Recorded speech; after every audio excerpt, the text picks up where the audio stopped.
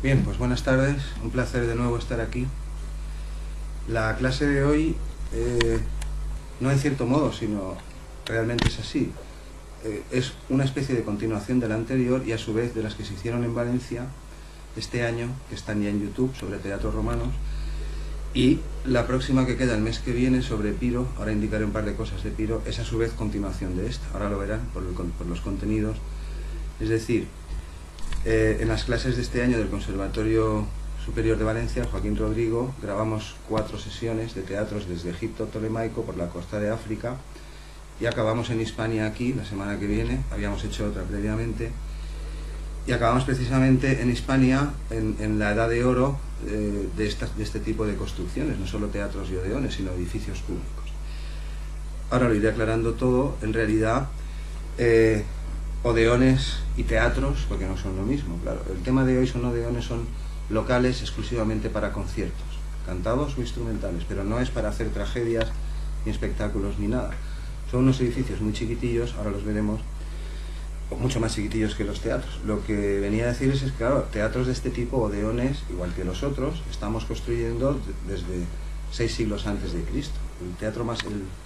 El odeón más antiguo es del año 600 a.C. en Esparta, y durante todo el periodo de Grecia, esos 5 siglos, se han construido teatros en Grecia. Pero después, cuando Roma es Roma, esta costumbre siguió. Yo voy a mostrar hoy odeones en Roma, los que quedan, pero la mayoría son ruinas o no se sabe ni dónde están, pero la capital imperial llegó a contar hasta con 5 y 6 de estos locales. Ahora los mostraremos. Es decir, el tema está centrado en un tipo de edificios que no son los teatros habituales como el de Sagunto, como los que hemos visto aquí en Hispania, o como los que hay por todo el Mediterráneo. Estrabón, que es un historiador romano, helénico romano, en esa época romano, del siglo I después de Cristo, los llama a este tipo de locales, los llama cantorum receptaculum, es decir, un recinto que está consagrado a canto. El canto, ya lo hemos dicho en otras clases aquí y en otras que se grabaron el año pasado aquí en esta misma sala, Historia Antigua del Canto se llama. Esta gente cantaba a todas horas, los griegos, de niños a los 5 años ingresaban en coros, en algunas ciudades era parte de la ley estudiar música hasta los 30 años, participar en los coros, igual que te tocaba ser, estoy hablando ahora de las ciudades griegas, antes de Roma, igual que te tocaba un mes al año por sorteo entre los hombres libres, eran 4.000 en Atenas, 60.000 de población, 4.000 hombres libres, el resto, son los tiempos de Pericles por ahí, el resto mujeres, niños, esclavos, etc. Bueno, de esos libres, igual que te tocaba un mes al año ser juez, y durante ese mes tú y otros nos tocaba ser tribunal, pues también había un mes al año en que te tocaba estar en los coros, y eso era parte de la vida cotidiana. Lo digo, hago esta especie de introducción, ahora la aclararé mejor, porque nosotros venimos aquí hoy, claro, porque se difunde después en la red, pues en parte a recuperar la dignidad de esta gente, porque a los griegos y a los romanos, porque ya están al corriente estas cosas, hoy, a fecha de hoy, la musicología, digo convencional, es decir, el common sense, la opinión que se acepta y se deja ahí, no todos, claro, hay eminentes musicólogos en Estados Unidos y en otras partes que están hablando de las mismas cosas que hablamos aquí, pero a esta gente le seguimos negando, yo no digo la armonía tonal o jerárquica de Zarlino y la que son, ninguna armonía, y como si hubieran estado 1000 años construyendo edificios. No digo ahora los teatros, que también se cantaba, y en coros, y también se tocaba, sino es lo que vamos a ver hoy, pues para que después toquen la lira y de uno en uno, y bueno, ya esto es un absurdo, ya lo he repetido en muchas clases, pero lo quiero dejar claro al principio. Venimos aquí en parte a aclamar o a reclamar o a incidir en lo que es de derecho que tenga esta gente. Construyen edificios que ahí están, formularon prácticamente todas las teorías actuales que manejamos en ciencia, todas no, pero el 90 y tantos %, y en arte igual seguimos usando sus cánones, y así lo reconoce Occidente. Somos hijos de Grecia por cómo preguntamos al mundo, después las creencias aparte. Y sin embargo, o sea, fueron buenos en todo, arquitectura, pintura, todo, durante 1000 años todo el mundo se lo reconoció, hasta el barroco el otro día, los antiguos lo hacían todo mejor, pero en música, por alguna oscura razón, pues seguimos así. Y esto que vemos aquí es una placa metálica del siglo V a.C., tiempos de Pericles, y como ven es un conjunto instrumental. Bueno, ahí hay dos aulos dobles, dos auletas, dos, un laúd, no podemos saber las cuerdas, ya hemos hablado de estos temas en otras clases, un arpa bastante considerable, una lira pequeña, que es esta de aquí, y también una persona que está tañendo percusiones y cantando, es decir, esta puede cantar, esta puede cantar, esta también puede cantar, perdón, y esta otra también puede cantar.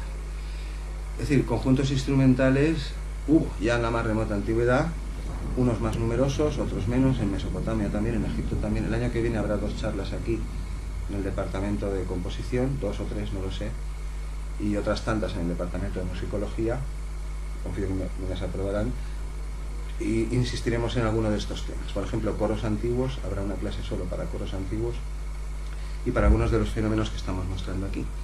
Esto que tenemos aquí es, esta indicación es Epiro, es decir, esta no, una parecida. Lo que vemos aquí es Grecia. Esto es una estatuilla de un laudista del siglo IV a.C., es decir, no la podemos fechar con más precisión, está entre el 330 y el 200, es una estatua griega, es decir, de los tiempos de Grecia.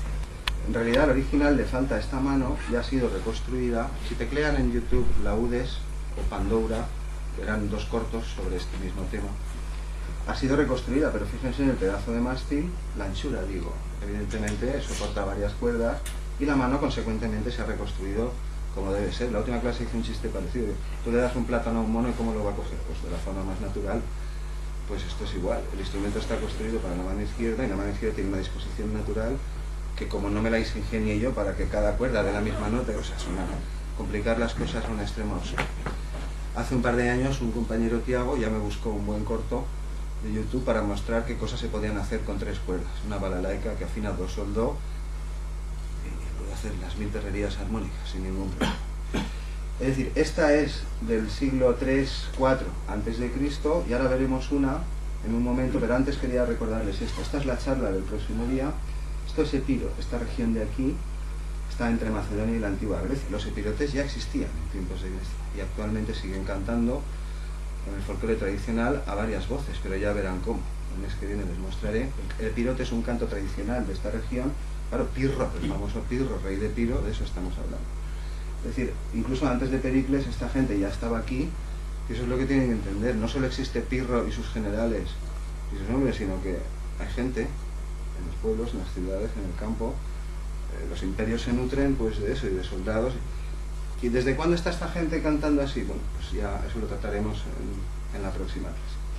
Bien, esta, fíjense, esta es de 300 años aproximadamente, o poco menos, antes de Cristo. Esta, en cambio, es de 150 después de Cristo. Es una estela, con esta cerramos la última clase. Quería preguntarles a los guitarristas y al final digo, ¿nos queda algún guitarrista? Y ya no quedaba ninguno.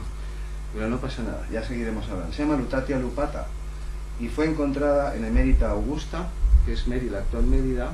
Es una estela funeraria. Aquí se muestran 4 cuerdas y 7 nudos, o no se sabe muy bien lo que es. Hay que suponer que, claro, esto no es una estatua de taller, es una lápida que yo encargo para hacer. Es decir, si pago mucho, pues me la hacen con mucho realismo, y si no, no. Ella era una estudiante de la U, hispano-romana, que vivía en Mérida, y murió adolescente, y su profesor, esto consta en la inscripción, y su profesora de canto le dedicó la estela. La descubrimos en el 56, es decir, hace ya más de medio siglo. Y aparte de López Nieto, Román Ramírez, Ángel, profesor también de aquí del sur de España, y García Bellido, otro señor ya también dedicado a guitarristas, mayormente así, pues aquí nadie dice nada. Ténganlo en cuenta, lo que media entre las 2 imágenes son más de 700 años. Roma sí que ocupó 1000, si contamos también Grecia, que es la que le da soporte, pues 1000 y pico. El mapa ya lo conocen, son las principales ciudades, no están todas ahí, las principales, en las que hemos localizado teatros. Hay más, en las clases que hemos ido haciendo ya hemos enseñado alguna más. Y esta está aquí solo para mostrar una parte de la charla, ahora lo verán, está destinado, un trocillo no muy largo, a mostrar que en Roma, después de Cristo, en los tiempos de de los 5 emperadores buenos, así es como se les llama. Los 3 de aquí, ¿se acuerdan? Trajano, Adriano y Marco Aurelio, forman parte de un quinteto de este tiempo, siglo I después de Cristo en adelante. Es un siglo al que Gibbon, el famoso historiador barroco del 18, Edward Gibbon, Historia del Imperio Romano, sigue siendo una obra de referencia considerable, llamó la Edad de Oro de la Humanidad. Dijo que si le preguntasen, si tuviera que elegir una época de la historia de la humanidad como más feliz, dijo él, o más mejor, elegiría precisamente el siglo I o II después de Cristo, que es cuando gobiernan los emperadores hispanos y algunos más. Son helenos, en realidad, ahora lo aclararé mejor, son romanos, pero viven según los modelos helenos. Ella es Lutatia Lupata, él nos va a acompañar durante la charla de vez en cuando, es Herodes Ático, un romano griego de Atenas que vive en estos tiempos y que financia teatros, y ahora lo veremos, construyó un Odeón también en Atenas. Este de aquí es para que se fijen, Séneca, que muere en el 65 después de Cristo, es decir, pocos años antes de donde va a estar la charla al principio centrada. Nos ha llegado esta cita donde se habla de coros gigantes. Estamos hablando ahora de Roma, no de Grecia, no del Odeón de Pericles. Estamos hablando 600 años después, por la opinión común que circula por ahí, que los romanos en música solo hacían pantomimas, comedias, que todo esto vino a menos, pero esto no corresponde a la realidad. Aquí se habla, en estos coros hay voces a veces. Una sube una voz muy grave, otra todavía más grave.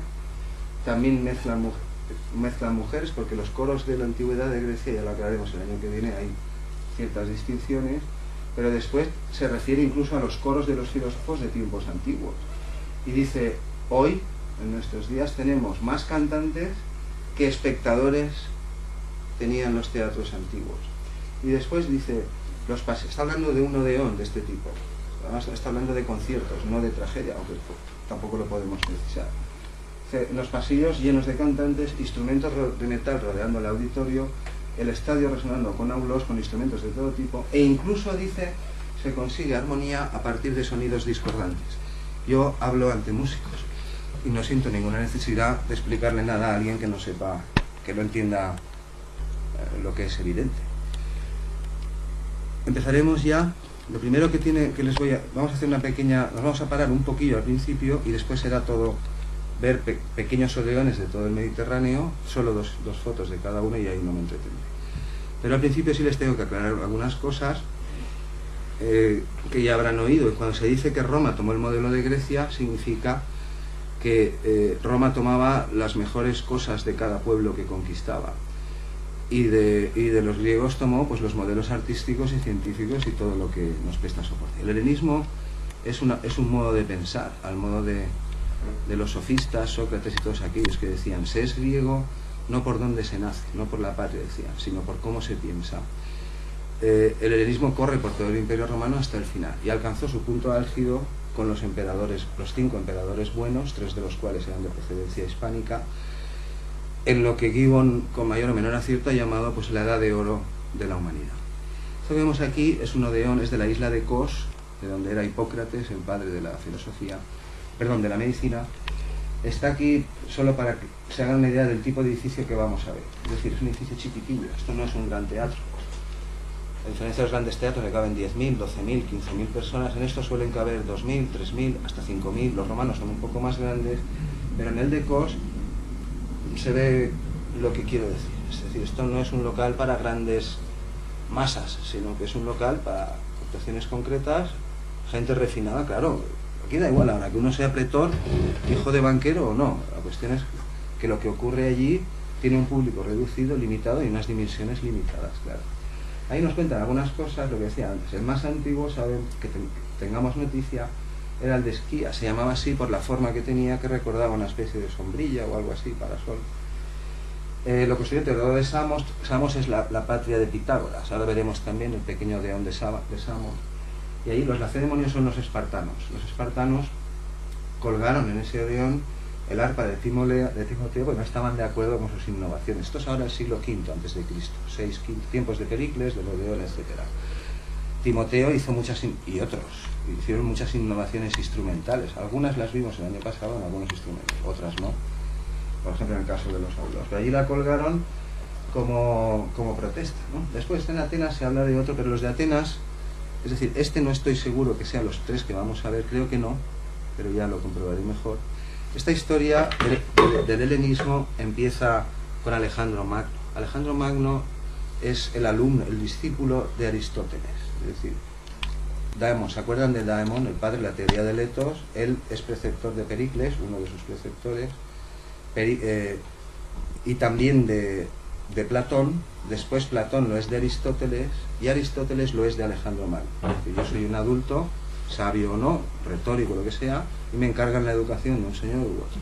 Esta es la línea: Damon, Platón, Aristóteles, Alejandro Magno. En torno al 300 a.C., Alejandro Magno, saben, famoso general griego, macedonio, expandió los límites de su imperio, no duró tanto como el romano, hasta la India. Esto es un mosaico, aunque les parezca una pintura, no lo puedo ampliar más, pero realmente es un mosaico. Y este señor de aquí es Alejandro Magno. Es un mosaico famosísimo, sobre todo por el gran realismo que tiene. Aquí se puede apreciar un poco mejor las pequeñas piedrecitas, aunque todavía no. Es la misma figura. Alejandro Magno fundó Alejandría. Y, bueno, en realidad fundó 70 Alejandrías. Desde Grecia hasta la India, durante toda su expansión militar, no perdía casi ninguna batalla, dejó fundadas, creo que fueron 70 ciudades y 40 de ellas se llamaban Alejandría. Pero fundó una en el norte de Egipto, donde desemboca el Nilo, que fue la capital cultural, pues, de todo este mundo hasta que cayó. Y por eso está aquí Alejandro. Es decir, el asunto de los griegos y el que nos trae aquí empezó no exactamente en Alejandría, porque esto ya era una costumbre en Grecia. Ya lo he dicho en algunas clases y lo trataremos mejor el año que viene. O sea, cantaban a todas horas, coros por todas partes. Los griegos. El Egipto tolemaico, en cambio, es algo diferente. Alejandro funda Alejandría en el 300 a.C. aproximadamente, y deja de gobernante a un Ptolomeo. Este es Ptolomeo I Sóter. Cuando se habla del Egipto tolemaico, se está hablando desde el 300 a.C. hasta los tiempos de Julio César, cuando persigue a Pompeyo, no al otro, ¿cómo se llama? Marco Antonio con Cleopatra. Cleopatra es una de este linaje, es decir, desde el 300 a.C. hasta los tiempos del Imperio Romano, que ya aquello lo toman, quienes gobiernan Egipto no son faraones, son descendientes del primer Ptolomeo, un general de Alejandro Magno. Es decir, Alejandro Magno toma Egipto, funda Alejandría y deja gobernando en Alejandría a un civil, no un sacerdote ni a una dinastía egipcia ni nada, sino a uno de sus propios generales, y esos son los Ptolomeos. Este es el primero de ellos y por eso se llama Egipto tolemaico. Pues durante esos 300 años, y después también, el Egipto tolemaico, es decir, Alejandría y el norte de África, y también algunas islas y algo que veremos hoy, fueron en efecto el destino favorito de los cantantes de la antigüedad. Es como hoy: si yo quiero ser un cantante internacionalmente reconocido, pues tendré que cantar en el Scala algún día, digo yo, y en el Liceo y en el Metropolitan. Pues en estos tiempos no sé cómo dice ahí, el destino, es decir, la zona más donde esto era más apreciado, invariablemente pasaban por allí, era el Egipto tolemaico y algunas regiones del norte de África relacionadas. Y esta de abajo, está nuestro amigo Herodes Ático, se refiere ya a tiempos de Roma. Es decir, en tiempos de Roma, antes del imperio y después también, los músicos en efecto estaban organizados. Había sínodos, era una especie de sindicato. A ti no te pagaban en Alejandría, tú podías denunciar en Roma y había un sindicato y autoridades y mecanismos jurídicos y legales como ahora, para que... Yo no digo que ganaran, supongo que normalmente los músicos, pues como siempre, algunos conseguirían cobrar, que yo no estoy diciendo, lo que estoy diciendo es que eso existía, es decir, que había una organización musical, sindical o algo así, que abarcaba todas las ciudades del orden mediterráneo. Y todas estas cosas no es que canten, casi gritan al oído. Aquí tenemos Alejandría. En la última clase ya vi, bueno, hace dos, los que estuvieron en la historia de la mente, vieron a Herófilo, este está aquí, uno de los primeros que comenzaron las disecciones anatómicas. Este es Eratóstenes, aquel que midió el perímetro de la Tierra, ¿se acuerdan de eso? Los vimos aquí, estarán en YouTube muy pronto. Este es Eratóstenes. Pero este es Posidonio, que refinó sus cálculos también en el siglo I después de Cristo, es decir, Eratóstenes y Herófilo, ¿no vuelves? Son del 300 a.C. Esta gente mientras que Posidonio, que era aquel de las facultades mentales y refinó también los cálculos de Eratóstenes, era del 100 después de Cristo. Y durante casi medio milenio, si no más, en Alejandría y en muchos centros civiles del imperio, pues, oye, los arquitectos sabían cómo construir y los marinos cómo medir las estrellas, pues como hacemos hoy. Después fueron otros tiempos. Aquí tenemos, es decir, estamos siguiendo la línea que viene desde Alejandro, es decir, desde cuándo Grecia se infiltra dentro de Roma o algo así, o por qué Roma después incorpora a Grecia dentro. Y esto comenzó con Alejandro y en un momento lo vemos. Trajano, la mayor extensión del imperio, ahora la veremos. Adriano, Marco Aurelio, Antonino Pío, Nerva, Trajano, Adriano, Antonino Pío y Marco Aurelio. En realidad, a esta dinastía de 5 emperadores se les llama los Antoninos, por el cuarto. Este y Marco Aurelio eran de aquí. Trajano y Adriano eran de Itálica, lo vimos en la última clase. Marco Aurelio, que es el último de ellos, es nacido en Roma, pero también procede de familias de la Bética. El que da comienzo a la dinastía de los Antoninos es Nerva. Este es Antonino Pío, que es el cuarto, y este es el siglo de oro del imperio, la edad feliz de la humanidad, según Edward Gibbon, un contemporáneo de Bach y compañía. ¿Qué tiene de curioso esta situación? Lo llaman así, los 5 emperadores buenos, porque hubo paz, hubo prosperidad, se atendieron muchas obras públicas y el imperio creció. ¿Qué tienen de común? Pues tienen de común una cosa muy curiosa, y es que ninguno de ellos tuvo descendencia de varón directo. Es decir, en cada uno de los casos el trono no pasó al heredero, sino al más competente que había alrededor del emperador. Esto es lo que ocurrió. Y al final Marco Aurelio sí que nombró a Cómodo, que era hijo suyo, y ahí empezó el declive y el desastre. Yo no estoy diciendo que unas cosas sean por otras, estoy diciendo cómo ocurrieron. Por primera vez en Roma, no 1 ni 2, sino 5, que además sus reinados duraron bastante.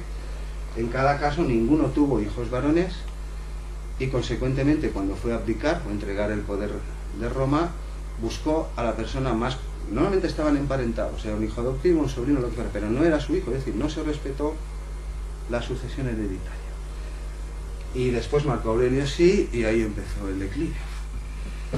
Justo el año después que murió Marco Aurelio, reinó su hijo Cómodo, se le llama el año de los 5 emperadores. En ese mismo año hubo 5, algunos usurpadores, uno de aquí, otro de allá, todos, y después hay una sucesión de ellos. Algunos viven muy poco, duran unos pocos meses, otros viven un poco más, hasta que llegamos ya en el 300 a los tiempos de Constantino, y eso ya es historia del de Roma y del Sacrosanto Imperio. Eso es otro tema. Iremos avanzando. Está ahí Maquiavelo, se me ha olvidado, porque él es quien puso el nombre. Gibbon lo que dijo es que era la época dorada de la historia de la humanidad, mientras que fue Maquiavelo el que los bautizó así, los 5 emperadores. Aquí tenemos un fenómeno también de este tiempo, que comenzó en torno al siglo I después de Cristo, que se llamó la Segunda Sofística. Los primeros sofistas son los de tiempos de Pericles, en el 400 a.C., Protágoras, Demóstenes y otros muchos, los primeros profesionales de la educación. Enseñaban a la gente a defenderse en los juicios, a todo el que pagaba, cobraba, ¿no? Esta ya la vimos, es Marco Aurelio esculpido. Lo puse el otro día como ejemplo de que para ser un poco cortitos en música, como dicen algunos, esculpir, no te digo cómo esculpían. Esto es el siglo II después de Cristo. La Segunda Sofística es una escuela de pensamiento que incluyó retóricos, gramáticos y gente muy famosa. Aquí hay gente muy gorda. Este es el que la fundó. Este es Escopeliano, al cual una vez el padre de Herodes Ático, este era un gran orador, lo contrató para que diera un discurso. Improvisaban. Tú ibas allí, te pagaban y te daban un tema. El tema podía ser, ¿qué es mejor, el fuego o el aire? Hay unos temas sorprendentes a veces para estos profesionales de la oratoria que van a una conferencia, pero que no van con el tema preparado, sino que llegas y te dicen esto o lo otro. El tema podía ser, pues, ¿qué pasó en tal guerra o en tal otra? O uno muy curioso que tengo por ahí dice, ¿qué lado de las mujeres es más placentero, el delantero o el trasero? Es decir, había temas serios e históricos, pero también había, depende de la audiencia que hubiera allí.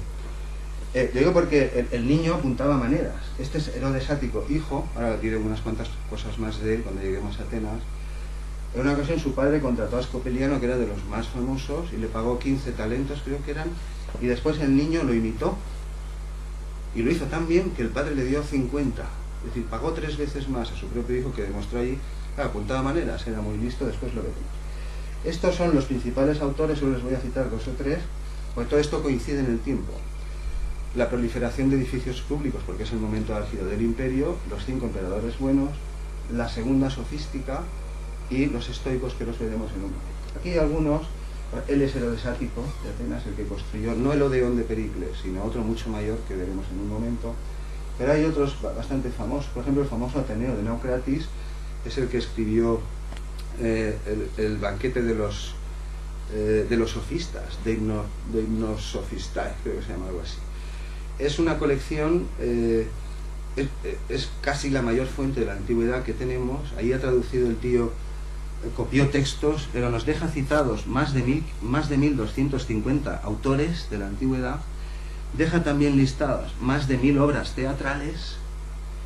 Se cree que consultó listas, es decir, que para elaborar eso él no había asistido a todas esas, sino que había listas y documentos en la época listados, como catálogos o algo así, y que tanto para los autores como para el nombre de las obras se valió de estas cosas.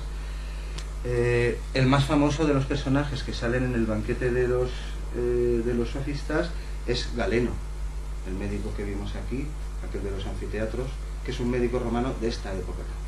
Cuando Galeno trabajaba en los anfiteatros y veía las arterias sangrar y veía que allí no había neuma y todos aquellos líos que vimos aquí, era en estos tiempos, en tiempos de Adriano, Trajano y compañía.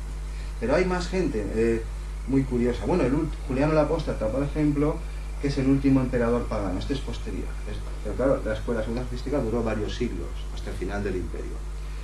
Juliano el Apóstata es el último emperador que intenta restaurar el culto a los dioses paganos, o la tolerancia religiosa, dicho así.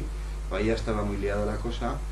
No duró mucho, que un par de años o 3, y después de él ya vienen emperadores pro-cristianos, ¿no? Y el lío que dura 100 y pico de años. Pero aquí tenemos a uno muy curioso, se llama Luciano de Samosata, que es la primera novela de ciencia ficción de la que tenemos noticia. Esta es una representación, no es él.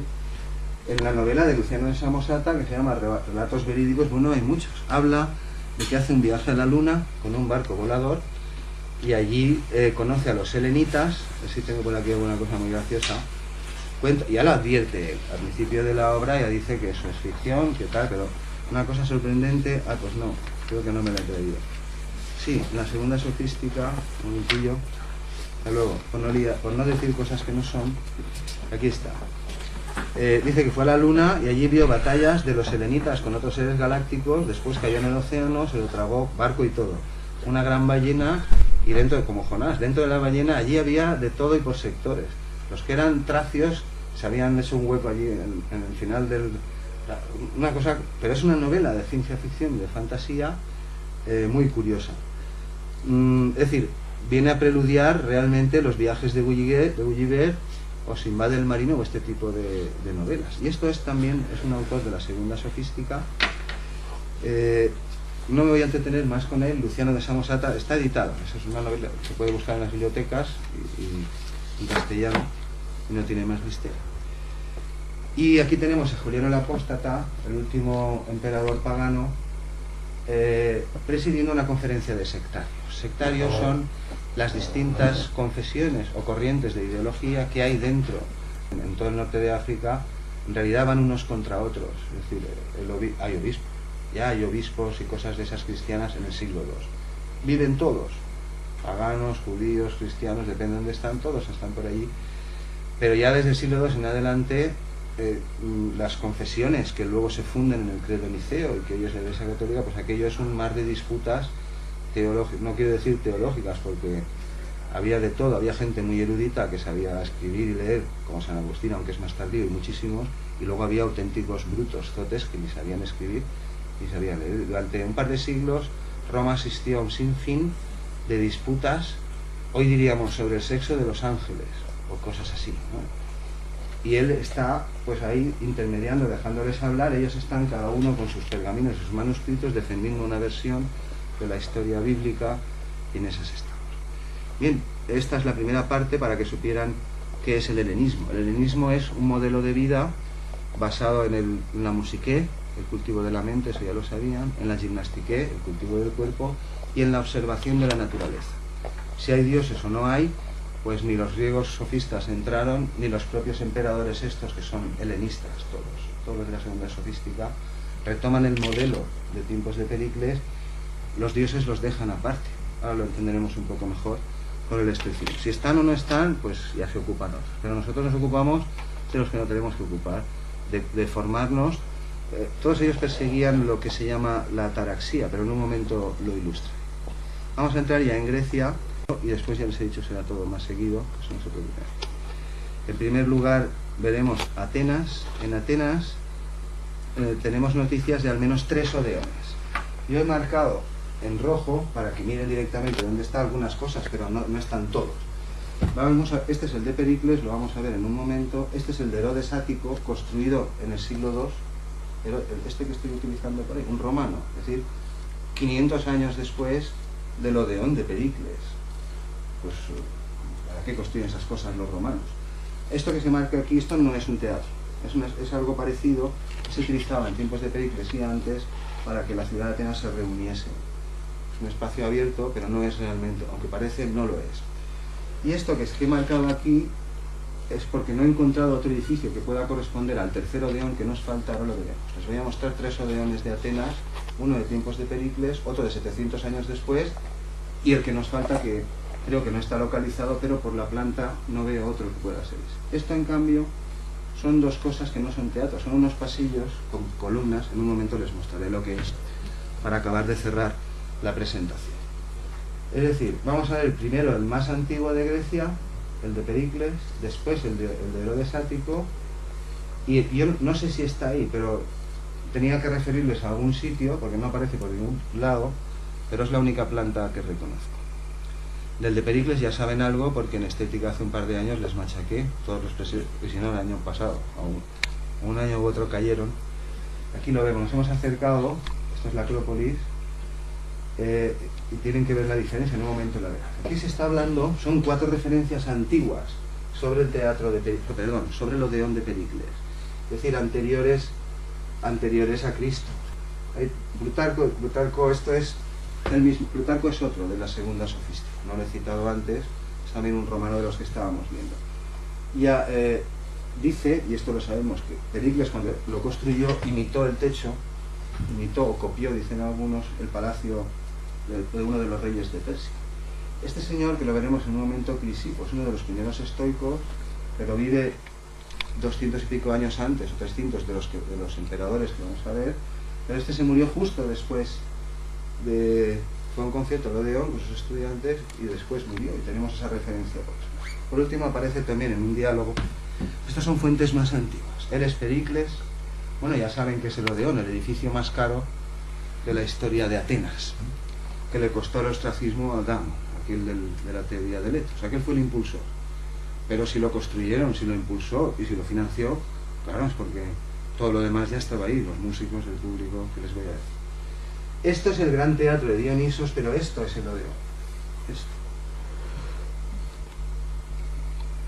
Este es el teatro más famoso del mundo, de la antigüedad, donde se celebraban las Panateneas y todo el teatro de Dionisos, pero es esto. Esto es el edificio, el Cantorum Receptaculum. Esto. Está en ruinas, claro. Mientras que el otro que veremos, el de Herodes Ático, sí que está en mejor estado. De este Odeón ya hay algunas cosas por ahí, es el que más se habla. Esto es una representación artística, actual, ¿no?, de lo que podía ser la escena de una de estas tragedias. Esto no es un Odeón, pero la he traído para que se hagan una idea. Aquí, por ejemplo, el coro es muy menguado, no hay más que 14 o 15 personas dando vueltas, pero tenemos noticias de coros de 50 y de hasta 100 personas en estos espectáculos. El año que viene, en esa clase, bueno, igual la grabo antes dando clase en Valencia, pero yo ya me apañaré para que se enteren bien. Aquí volvemos a lo mismo.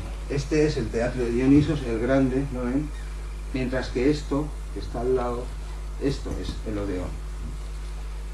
Fue quemado después también, en torno a 100 años antes de los tiempos de los emperadores aproximadamente. Este Mitrídates, era uno de estos reyes de Anatolia, estos estaban en la actual Turquía. que después es Persia, el Imperio Sasánida, todas esas cosas. Y este un año antes había promulgado unas leyes y se habían quitado de en medio a más de 100.000 ciudadanos, en Turquía estamos hablando, más de 100.000 ciudadanos romanos o cualquiera que hablase el latín, una limpieza étnica religiosa impresionante. Y la República, que hasta ese tiempo, aquí no existe el imperio todavía, que normalmente era, digamos, tolerante, ¿no? No meterse demasiado. Al final tuvo que marchar contra Anatolia sabían que la venganza iba a ser terrible y en efecto lo fue. Es decir, ahí fue incendiado por el propio general de Mitrídates para que en caso de que tomaran la ciudad no pudiesen aprovechar esas cosas. Un poco la práctica de los bárbaros que ya conté aquí antes. Cuando tomaban una ciudad, derruían las murallas para que si la volvían a perder, los otros que viniesen no estuviesen fortificados. Del Odeón de Pericles, como ya hemos hablado en otras ocasiones, les voy a mostrar, no voy a hablar más, pero les voy a mostrar un pequeño corto. Aquí lo vemos, esta es la Acrópolis, este es el teatro de Dionisos, ¿lo ven? Y este es el Odeón de Pericles, mientras que este es el Odeón de Herodes Ático, 700 años después. Es, pues, iba a decir el doble, es por lo menos 3 o 4 veces más, pero es un Odeón. Está cubierto, techado, ricamente decorado. Una persona, pues imagínate, ahora lo veremos en fotos también, y está dedicado a espectáculos musicales. El tercero, el de el Odeón de Agripa, ahora les mostraré, no lo tenemos localizado. Estos son unos dibujos de principios de siglo, de una reconstrucción de lo que pudo ser el Odeón de Pericles. Ahí arriba lo vemos en sección, estas son las gradas, y se ve la escena, el edificio de la escena. Que fuera un Odeón no significa que no tuviera un edificio detrás de la escena, igual que pasaba con los teatros, para guardar las cosas, para la máquina, para lo que fuera. Y que son reconstrucciones, porque no queda nada del Odeón de Pericles. Aquí lo mismo, vemos dibujos, se saben cosas, claro, hay una piedra aquí y otra allá, se puede reconstruir, pero no queda piedra sobre piedra prácticamente. Aquí tenemos es del mismo autor, a veces estos edificios pequeños, ahora les mostraré alguno, se utilizaban también para concejos o así, reuniones políticas. Eso son otra cosa, se llaman boleuterion y a veces son cuadrados, ahora les mostraré algo. Bien, pues del Odeón lo que sí les voy a mostrar es un pequeño corto que tengo aquí. ¿Cómo sale de aquí? Dale escape. Dura 4 minutos, lo pueden ver en YouTube. Es una cosa, bueno, este es el Odeón, el aspecto que estos del vídeo le dan por fuera. Era el edificio más caro. Una vez, no me acuerdo quién es, uno de estos emperadores forró uno de estos teatros, no sé, el de Marcelo, uno de los más grandes, de mármol, por fuera. Forrarlo de mármol por fuera es una pasta inconmensurable, es piedra, no es mármol según sale de la cantera. Esta es la que han hecho ellos, yo lo voy a poner unos minutos, pero aquí, claro, aquí no aparecen coros ni aparece nada. Oigámoslo.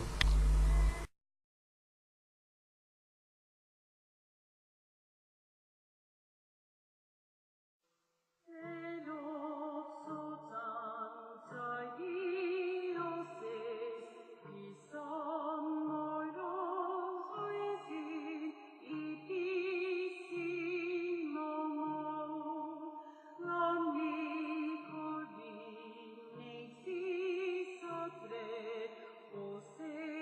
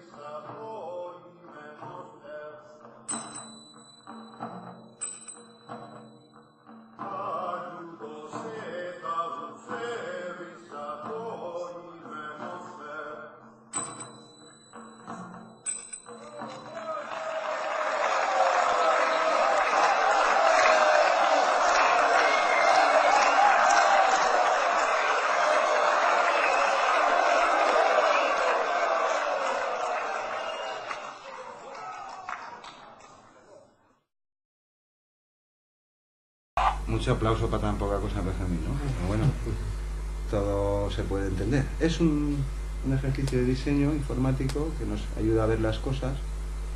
Bien, pues de lo de Odeón de Pericles, pues poco más. Hemos acabado con él. 5. Vamos a ver un segundo Odeón de Atenas, en este caso un Odeón construido, financiado por un tal Marco Vipsanio Agripa. Era un general romano, yerno de Augusto, el que sucedió a Julio César, y fue una donación a la ciudad de Atenas, 3 en Atenas, ahora veremos el mayor. Tenemos los planos, pero ya os digo que de la ubicación no he conseguido averiguar exactamente dónde está. Pero ven ahí, construido 10 años antes de Cristo o acabado. Esta es la planta. Este Odeón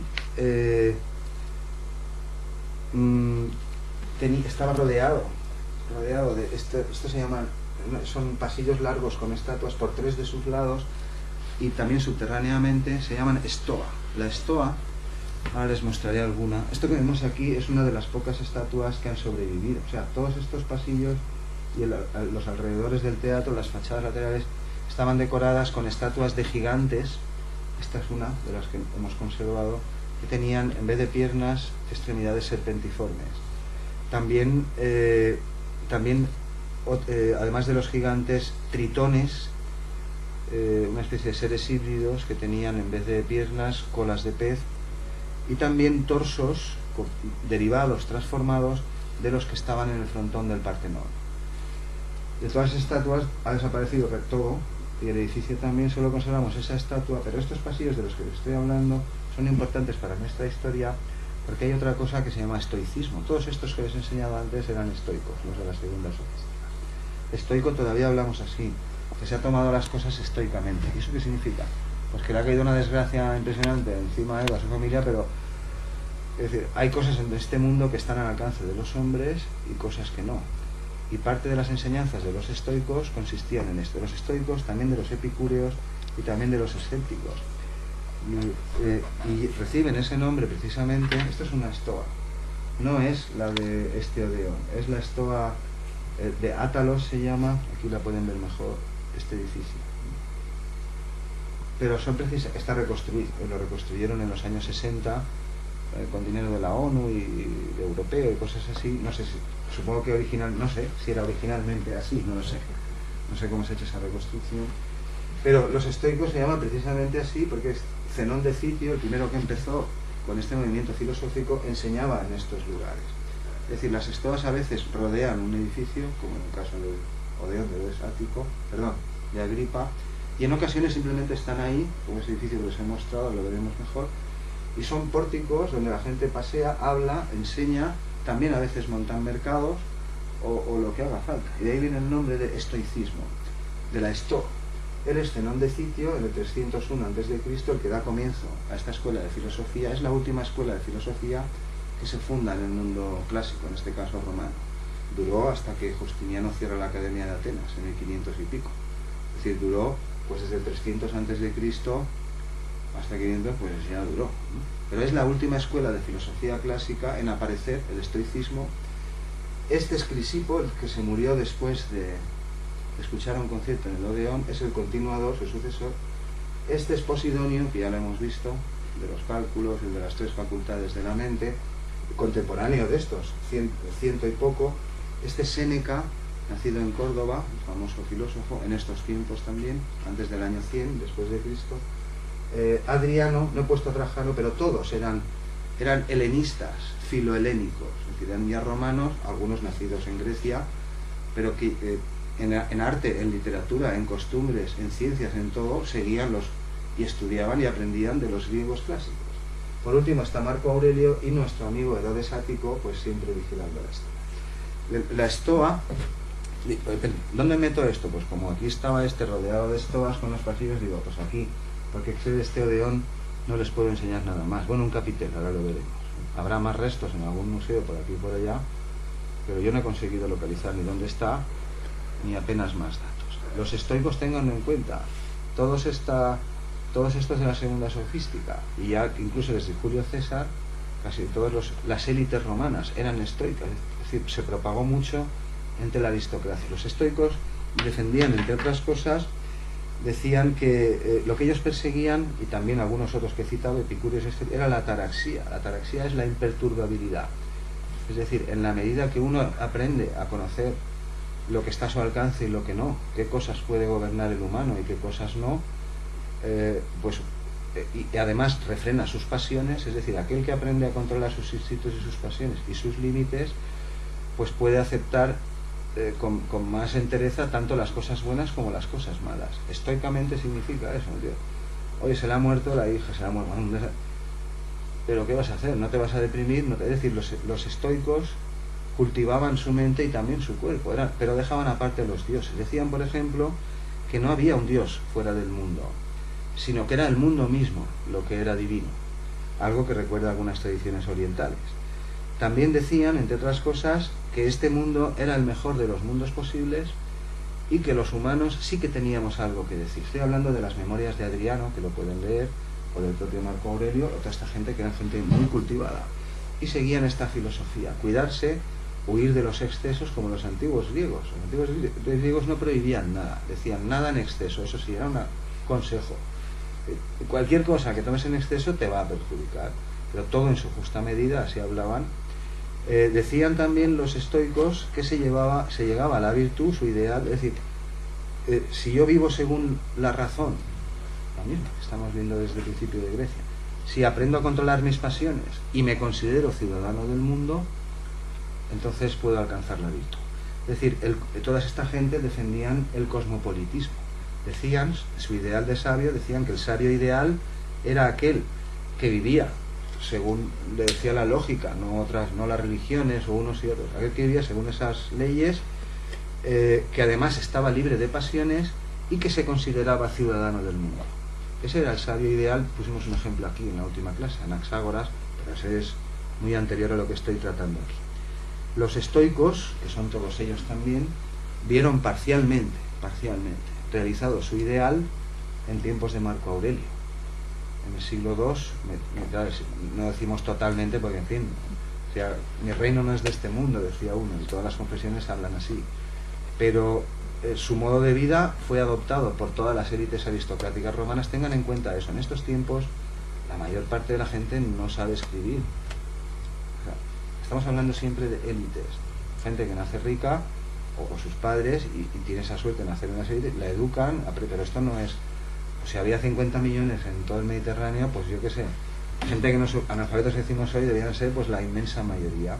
Pero ese millón escaso, o ese millón y pico, los que fueren, que no tengo las cifras en la cabeza ahora, ellos no. Y de ellos, cuando se habla de Grecia y Roma y de arte, pues siempre se está hablando de estos personajes. Es decir, los estoicos creían en una especie de familia universal, creían que todos los humanos pues éramos semejantes, no era donde hubieras nacido ni que Dios estuvieras, de modo que predicaban una especie de religión universal, una especie de proyecto universal, y decían, entre otras cosas, que no había bien ni mal, sino que todo lo que ocurría, fuera para bien o para mal, era consecuencia de otras cosas, a veces te venía a favor, a veces iba contra ti, a veces no, pero no creían en el azar, ni en los dioses. Creían que la vida de uno era la consecuencia de lo que uno se había labrado, es decir, que unas cosas sucedían a otras y no ocurrían porque sí, como predicaban muchas religiones. Bien, pues esta es la estoa. Esta no es la que enseñaba Zenón. Zenón de Citio enseñaba en la estoa Pecile, se llama, que estaba pintada. La he enseñado antes en el mapa, no quiero volver atrás porque no tengo el ratón, a ver si lo pillo, por no perder más tiempo, pero ya que estoy aquí. Esta es la estoa donde enseñaba Zenón de Citio, donde se fundó el estoicismo, que toma su nombre de ahí. Y esta es la que vamos a ver ahora, esa grande que les enseñaba, que es la estoa de Átalos.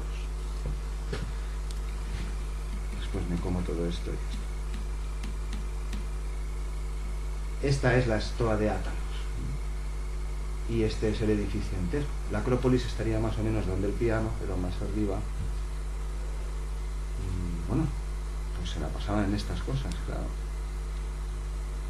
Y este es el capitel, es un capitel del teatro del Odeón de Agripa, y habrá más fotos. A nosotros no nos ha dado tiempo hemos buscado, pero en fin, parece que hay pocos datos de este. Este, en cambio, construido en el siglo II después de Cristo. Herodes Ático está claro quién es, ya lo he explicado antes, ¿no? En realidad era nieto de un banquero, realmente el banquero más rico de Atenas. Su abuelo, que se llamaba Tiberio Claudio Hiparco, fue condenado por Vespasiano a suicidarse. Y antes de cumplir la condena, bueno, pues eso, luchas políticas, lo que sea, pues escondió su fortuna, que se estimaba, le debía dinero más de media Atenas y parte de los después. Uno de los más ricos de entonces. De modo que murió, y después su hijo, es decir, el padre de Herodes Ático, casualmente, cuentan algunos, encontró la fortuna del otro. Bueno, se las ingenió, al final el emperador le dejó, ahora les daré un par de cifras, le dejó conservarla.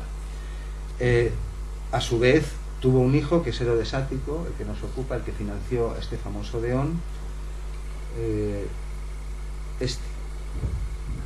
Está dedicado a su esposa, que murió, y este es el que les decía, que el padre contrata a uno de los más famosos, lo lleva allí, le paga lo que ha quedado con él, pero cuando su hijo le imita, lo hace tan bien que le paga 3 veces más.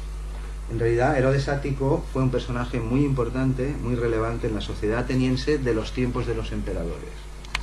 Sitúense. Ahora estamos en el 100 y pico después de Cristo, pero en Atenas, que sigue ahí vivita, y tan vivita. Todo el mundo envía allí a sus niños, si puede, a estudiar, porque es el modelo. Este es un dibujo artístico de época muy... Me gustan a mí este tipo de diseños. Lo tienen claro, ¿no? Lo que ocurre. Ahí está el Odeón, el Teatro de Dioniso es el 7, al lado el Odeón de Pericles, 700 años antes, aquí delante, que parece el Teatro Real eso, el Odeón de Herodes Ático. El Odeón de Herodes, se sigue utilizando hoy, sí que está bastante conservado, bueno, está, por supuesto, está remozado y reconstruido, pero se conserva buena parte de la fachada de la escena. El niño Herodes Ático, que despuntaba bastante, también se apuntó a la segunda sofística, fue nombrado arconte epónimo de Atenas. El arconte epónimo de Atenas había tres, era la autoridad máxima que se ocupaba de la magistratura, había uno que se ocupaba del ejército, otro de otras cuestiones religiosas, había tres arcontes, y el máximo se ocupaba de todos los juicios, de todos los litigios de la ciudad, y sobre todo de organizar las fiestas de Dioniso, los festivales, que había un porrón, y eran carísimos. Montar una tragedia durante las fiestas de Dionisos era un porrón, concursos de coros, tenía que nombrar a los directores, escogerlos él, seleccionar quién iba a dirigir cada coro y quién lo iba a preparar, porque lo que lo preparaba no era el que después lo dirigía durante el concurso. Es decir, fue nombrado arconte epónimo, y después de mayor, pues varias cosas, o sea, muchos cargos. Fue también cónsul, etor. El propio emperador se alojó en su casa cuando viajó a Atenas en 2 ocasiones. Es decir, era una familia muy rica de Atenas, de tanto que cuando muere su padre, el que había encontrado la fortuna, deja en testamento, el padre deja en testamento que su fortuna se iba a repartir entre los ciudadanos de Atenas. Es decir, que había legado, y el pobre niño se quedaba inalvis, había legado toda su fortuna, que si me dan un momento de localizaré, aquí está, aquí está, una renta anual de una mina para cada ciudadano ateniense, es decir, para 12.000 en estos tiempos, no estamos en los tiempos de Pericles. En total era un capital de 24 millones de dracmas invertidos al 5%. Y cada año el Estado, esta era la herencia de su padre, toda la fortuna que encontró el abuelo y todo lo que tenía, lo había donado a la ciudad de Atenas, pero claro, el niño dijo, esto no puede ser. Entonces, como era muy bueno en retórica y en sofística, era no es que se lo inventara, pero argumentó ante los tribunales una especie de fideicomiso, diciendo que el que tenía que ejecutar el testamento no tenía por qué. Bueno, aquí al final consiguió quedarse con el dinero. No exactamente, sino que en vez de cumplir las condiciones de su padre y cada año darle los intereses a cada uno de los atenienses, consiguió que aceptaran la ciudad un pago único. Por aquí tengo la cantidad, pero tampoco es de mucha importancia, con el resultado de que como más de la mitad de Atenas le debía dinero, pues como ahora, un banco, ¿no? Pues al final pocos cobraron y él conservó su fortuna. A los 38, bueno, fue nombrado un personaje muy importante. También reparó el Odeón de Éfeso, que lo veremos en un momento, construyó acueductos en otras partes del imperio, en otras ciudades.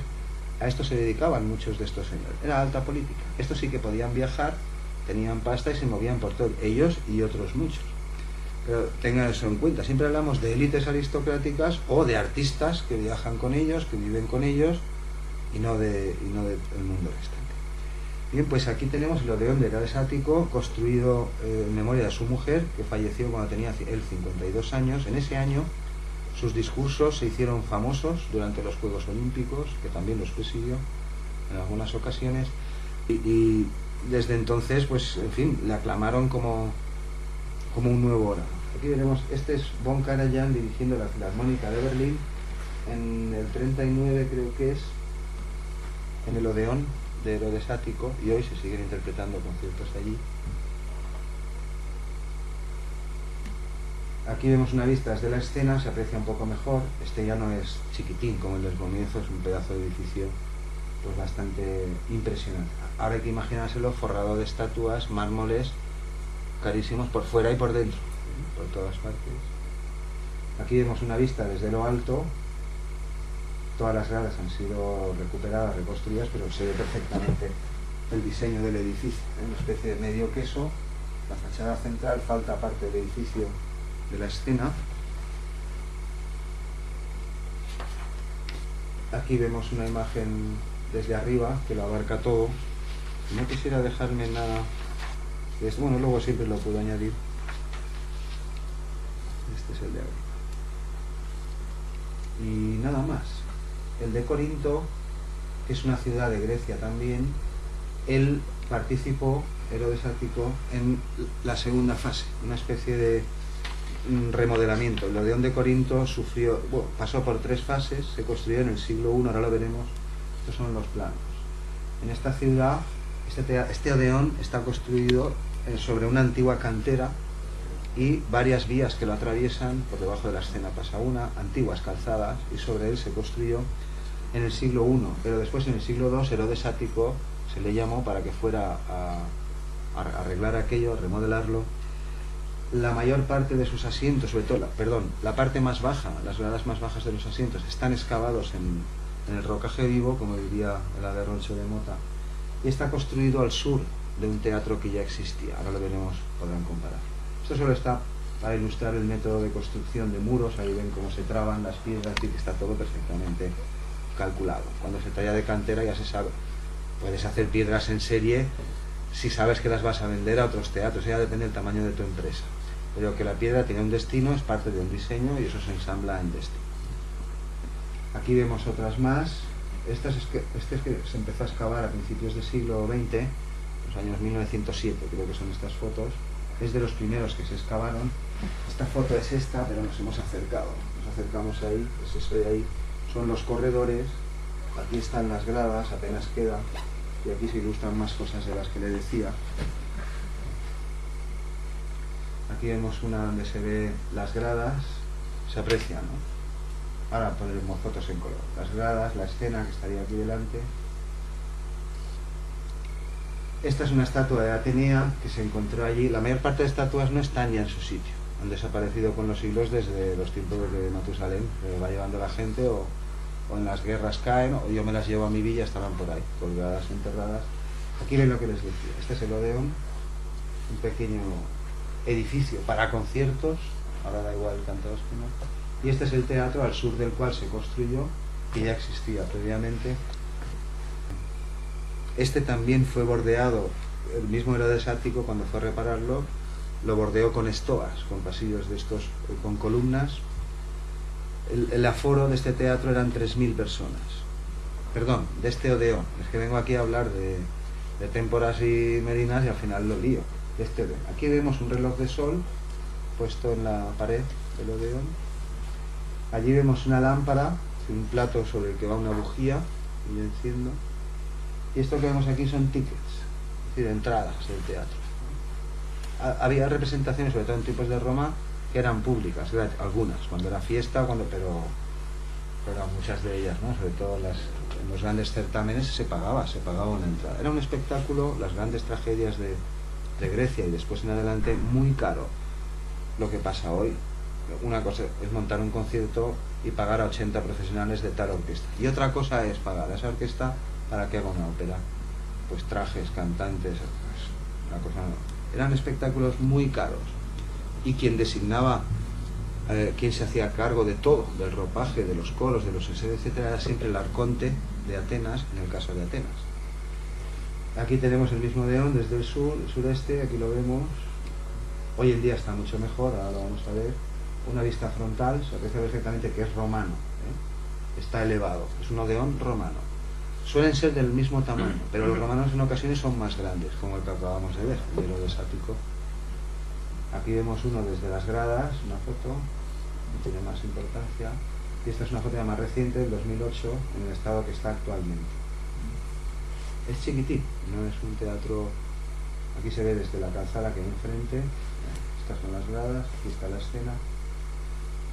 Y de Corinto nada más. Solo nos detendremos un momentillo en Roma y lo demás será a este ritmo. Aquí tenemos otros de Grecia. Vamos a ver estas ciudades, las que tienen el circulillo rojo. Esta es Corinto, la he indicado porque es el que acabamos de ver. Corinto está aquí, es el que acabamos de ver. Los de Atenas ya los hemos visto, y ahora veremos de cada una de estas ciudades: Epidauros, Samos, Kos, el de Hipócrates, Rodos, Ión y Tesalónica. Solo dos fotos del edificio, no haré más comentarios, simplemente las voy a pasar.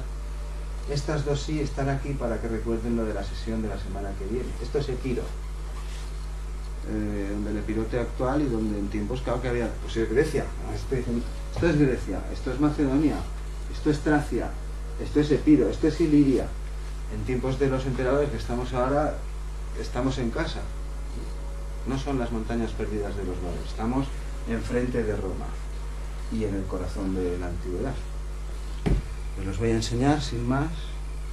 Este es el de Argos, es una reconstrucción artística que se ve perfectamente. Ahí está el teatro, y aquí normalmente se construía cerca pues el Odeón. En este caso también dentro es semicircular, pero el edificio que lo albergaba era cuadrado y techado. Y esto es lo que queda actualmente del Odeón de Argos.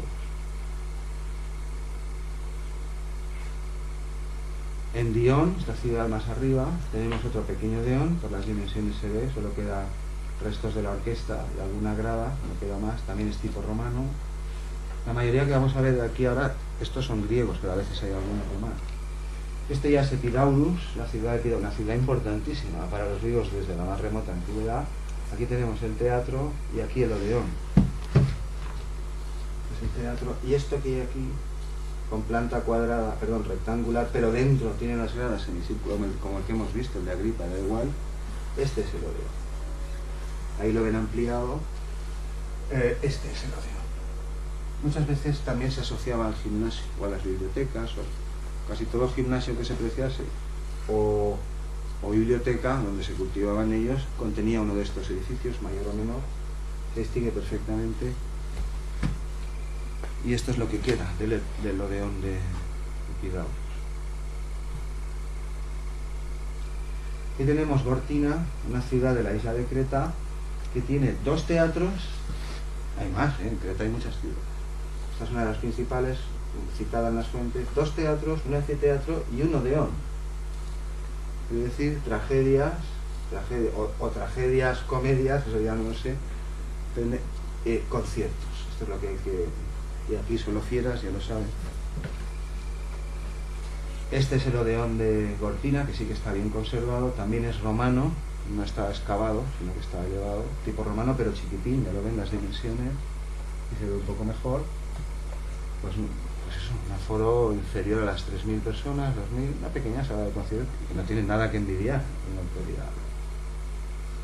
Este es el Decos, que es el que he puesto al comienzo, porque era un ejemplo, se veía rápidamente el tamaño y las dimensiones. Esta es la isla donde nació Hipócrates, una de las islas del sur de Grecia, por supuesto que está restaurado.